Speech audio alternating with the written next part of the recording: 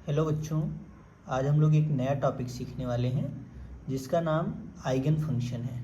तो इसमें हम लोग सीखेंगे आइगन फंक्शन क्या होता है और आइगन वैल्यू क्या होती है।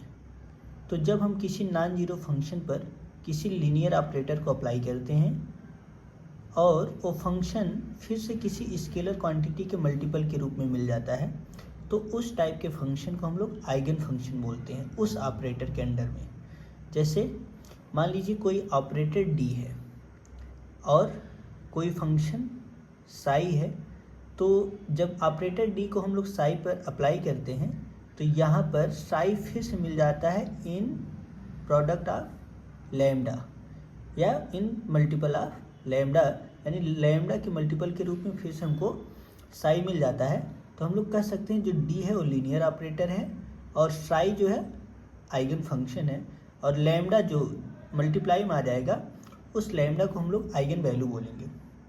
जैसे एग्जांपल देखिएगा, मान लीजिए कोई फंक्शन है psi is equal to a sine M X type का फंक्शन है और कोई ऑपरेटर मैंने कंसीडर कर लीजिए d2 बाई dx2 टाइप का ऑपरेटर, यानी डबल डेरिवेटिव टाइप का ऑपरेटर है।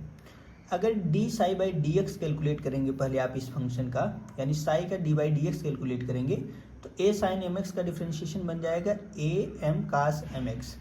फिर से अगर डिफ्रेंशिएशन करेंगे, डबल डेरिवेटिव करेंगे तो माइनस ए एम स्क्वायर, क्योंकि कास एम एक्स का differentiation minus sine M X into M होगा, तो ए एम मल्टीप्लाई में ही रहेगा तो ए एम हो गया, और कास एम एक्स का minus sine M X into M, तो A M square sine M X बन जाएगा। और इस चीज़ को अगर हम लोग देखें तो D two psi by D X two equal to minus M square और ए साइन एम एक्स को फिर से आप साई बोल सकते हैं।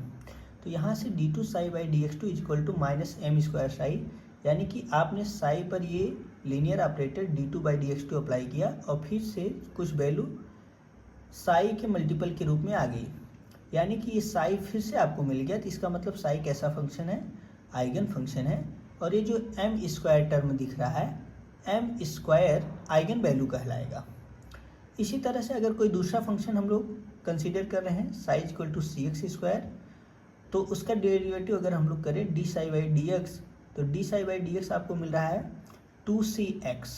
फिर अगर डबल डेरिवेटिव करेंगे D two psi by D X two, तो आपको केवल 2c मिल रहा है, x का डिफ्रेंशिएशन 1 हो जाएगा, यानी फिर से साई का फंक्शन नहीं बन रहा है या साई के मल्टीपल के रूप में नहीं आ रहा है। इसका मतलब साई यहाँ पर आइगन फंक्शन नहीं है।